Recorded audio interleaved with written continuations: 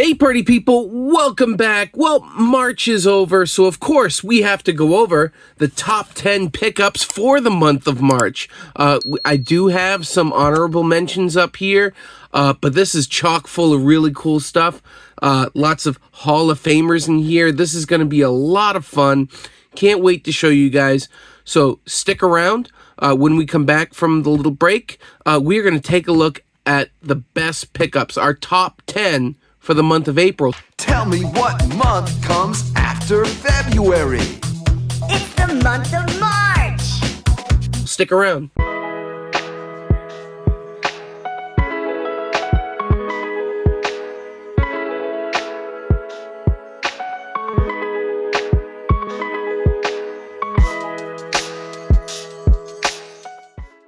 Okay, party people, here we go. Let's start with, I believe there are 3 honorable mentions here. So the first one, bam, this is actually for my son. If he keeps doing well in school, this is going to be his. He's a big fan of Bailey Zappi. And as it stands right now, it's either going to be Bailey Zappi or Jacoby Brissett as a Patriots starting quarterback. So this could be a really, really big card for my son. He knows about it. He's excited. He's doing everything he can to be a success in school, and that's really all we want. So he's actually going to get that at the end of the school year. So that's really cool. That's a nice little honorable mention. We'll actually throw that up there. The next one that's an honorable mention is actually a card I bought for me. He's a local guy. It is an on-card auto, and it's a rookie auto of Pat Freiermuth. I think it's numbered. Maybe not. But, whoa! Oh, now it's worth nothing. Why do I keep doing that? It is a Pat Freiermuth on-card year 1 auto. It really just looks like scribbles. But as scribbles go, that's really nice. I actually like him. I think he's going to do well in the Steelers organization. As long as he's got people to throw him the ball. So, again, I got both of these for $10 each. There was no negotiation. It was like, take it or leave it. So, well, maybe I paid a little much for him. Doesn't matter, because that's a good cause. And, well, he's a local guy, and I think he'll do well. So, we have one more honorable mention. And this honorable mention cost me the grand total of $1. And that includes the case it came in. But it's an Aiden Hutchinson Press Proof Blue rated rookie card. So it's a color match, press proof, rated rookie. The card actually looked in phenomenal shape. I think it's only like a $2 or $3 card, raw. And a PSA 9 or, you have to, PSA 10 is probably like a $40 card right now. But, he's another guy that, he's a really good player, had a really solid rookie year, and I think he's just going to keep being a monster in Detroit. So I thought this was a cool card. And for $1, worst case scenario, I got like a $3 or $4 magnetic holder for $1. And it came with an Aiden Hutchinson. I'll take that all the time. Now we get into the big pickups. I'm a sucker for patches. There are patches in here, but there's other stuff in here too. The first one, as you can see, I actually paid less than $6. He just had that as a price before. But Upper Deck Gold Glove. He won the Gold Glove 15 straight years. It's Jim Cott, Hall of Famer Jim Cott. Check that out. And it's a game-worn jersey. I believe he won 15 straight years in a row. But yeah. Hall of Famer Jim Cott jersey card. Not numbered, but still really cool. And for really not a lot of money. It was really cheap. Cheap Hall of Famers, patches, relics, autos, all that stuff. Yeah, I'm down. I'll do that. So that was great. It was like $4, I think I ended up paying for it. Next up, one of my favorite players of all time, Also a Hall of Famer, authentic game-worn jersey, Pedro Martinez. I believe it's it's Bowman? No, this isn't Bowman, but it's baseball's best. Thought it was Donruss. Yeah, Fleer, yeah. Not numbered, but a patch card of one of my favorite players ever. It's a napkin. It's plain white. There's a lot of white in that jersey. And again, it was only like $3 or $4. So again, it's one of those things I'll always grab. Love Pedro. Got a Relic Hall of Fame patch. Fantastic. Next up, one more patch, and it's another Red Sox Hall of Famer. Well, he is a Hall of Famer who was a Red Sox. Carl Yastrzemski, legendary swatches. This was a little less than $9. I think I got it for $6 or $7 because I bought it with some other stuff. But this, I actually thought this one was numbered. I guess I'm dropping the hints that numbered stuff is coming. But 2004 Legendary Cuts from Upper Deck SP. And that's Carl Yastrzemski. That is a really, really cool looking card. Again, a plain patch, but what a nice card, and for not a lot of money. That's key. The economy has not done well. I haven't been able to go out and spend nearly as much, so that's actually good for me financially, but not good because I want to get cool stuff. But this is still cool. It's just low-end cool. But Carl Yastrzemski, game used patch, Hall of Famer, cannot complain. Next up, this one is numbered. It says it right there, numbered to 100. Check this out. Another Hall of Famer patch. This time, it's from Leaf Certified, and it's Rod Carew, Fabric of the Game. There you go, Minnesota Twins. And it's numbered out of 100. It's 56 out of 100. Personally worn by Rod Carew in an official Major League Baseball game. So, game used Hall of Fame patch. And look at that, $7 was the asking price. I bought a bunch of it together, so you're gonna see more. It ended up, he gave me, I think, a very, very fair deal, especially when you see some of the other stuff. Switching up to football, this guy, as much as I hate him, he's got a lot of accolades, and he's got a couple Super Bowl rings. He very well could be headed to the Hall of Fame. It's Monday Night Heroes, Donruss Classics, Eli Manning. This was $5. It was a patch card, and it's numbered 2 of 10. This is a game used. It is game used, right? Yeah, official NFL game. No, it's numbered to 10. It's a plain napkin patch. But this guy is probably going to be a Hall of Famer. And it was like $4. I don't think he cut this one off much because of other stuff I got. But look at that. Potential Hall of Fame patch to 10 for $4. I was not going to say no to that. And then I think a lot of people would actually buy that card.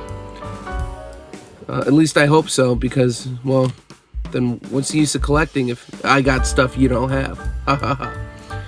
Next up is a rookie card of Gronk. Another one. This one's Topps Platinum. It's another base. And Gronk sells everywhere, so I paid the full $10 for this. But, man, another Gronk rookie card. I think Gronk did more for football than Travis Kelce. I think he's a better tight end than Travis Kelce. Travis Kelce is a better receiver than Gronk, but Gronk changed the game.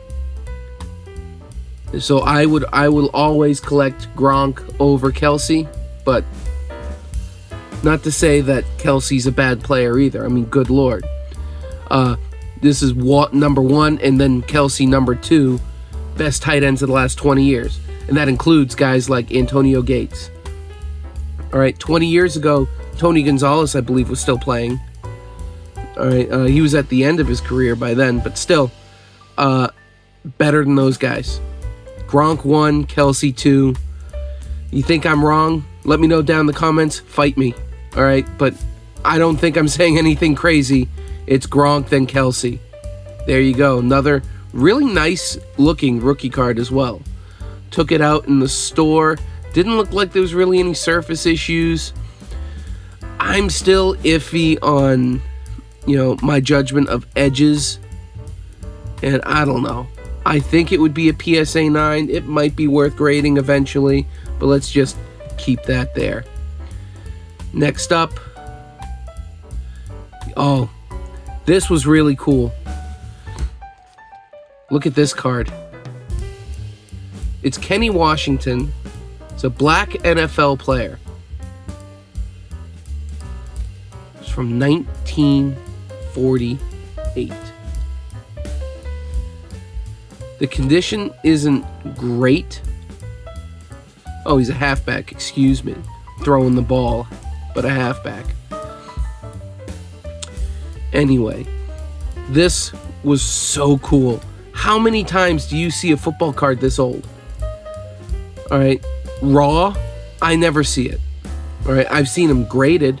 This card graded goes anywhere from like $40 to a couple $100. This would only be like a PSA Authentic or a PSA 1. If I get a really lenient grader, maybe a PSA 1.5 or 2. But even a PSA 1 is, I've seen those go for like $80. And I only paid, I think, $15 for this. And even if the card was only worth $15, I would have paid $15 because football-wise, I've got nothing anywhere near this old. I thought this was really cool. It's a piece of history. I was going to buy this regardless. I can't believe I found it. I actually want to find more of these. Hopefully, I don't go bankrupt finding it, but I really thought this was cool, and happy to add this to the collection that I don't care. The condition's awful, but it's also a card from the 40s. All right, and it's football. I know baseball cards, even in this condition, can go for crazy amounts of money, and I've never heard of Kenny Washington, but that doesn't matter. I think the football cards at this age were a lot harder to find, so that's why they tend to be worth more. But this is really cool. Leaf Gum Company, 1948. I thought that was really cool. I don't plan on getting rid of that. But next up, this one's a cool one. I had actually missed out. Yep, there he is. I had actually missed out on several eBay bids, trying to bid and get a card just like this. Different numbered, maybe a different set, but of this guy. I don't know if you can recognize him yet. But I was missing out at like $40. His cards were selling for $35 and $40 that were autos. Whoops, let's cover that back one up. You didn't see that. But check that out. It's an on-card auto of Jim Rice, Hall of Famer Jim Rice, numbered to 240, and it's from a good set, Tier 1. All right, on-card Hall of Famer auto. And look at that, $15. All right, I saved myself $20 going into a local card shop, and that's why I'll always go to them. eBay, there's stuff everywhere, but you're competing with everyone for that stuff. In the local card stores, you're only competing with other people who walk in. You can get much better deals. You could get really lucky on eBay. I can't say I've never done that before. I have. But, I find I can get better deals going into the local card stores and talking to the guys. This was really cool. Very happy to have this. Red Sox legend, Hall of Famer, Jim Rice. I can add that to the collection. That's really cool. We are down to our final 2 cards. And I love both of these cards. It's going to sound crazy in hindsight. You'll see eventually. But I was considering I didn't know which one of these should have been the top card. But I went with the other one. And I picked this because I think this guy, this is from Topps Chrome Black. Another good set. It's an on-card auto of Paul Goldschmidt. I believe he is also destined for the Hall of Fame. That's on the case. He is destined for the Hall of Fame. And there's an on-card auto of Paul Goldschmidt. This card was really cool. I paid probably around $20 for this. But so awesome. It's Goldie. I am a fan of his. I like him. I really do think like he's going to end up in the Hall of Fame. I snatched this up now because once he's in the Hall of Fame, you know, prices are going to go up. I'm not going to get lucky and find it for like $15. No, he's going to be expensive. Speaking of expensive, I actually only spent $35 on this card. He wouldn't budge. And you know what? I don't blame him. I was seeing this card selling for, you know, $25 on eBay, which is better than he was selling. Like I said, you can find good prices on eBay. But I also saw this card selling for $50 and $60. And I know why it's selling for that price and not for other prices of other cards. Because it's not as desirable. It's not a young gun. So now you know this is a hockey card. It's a hockey rookie card. Knowing that, you might actually know who it is. Recognize him yet? That's right. I really wanted to get a Connor Bedard rookie card. So that's what I did. Connor Bedard. This is actually from Upper Deck Series 2. It's the O-Pee-Chee Glossy card. Really, really cool. This guy is legit. His Young Guns card's selling for like $600. He is the real deal.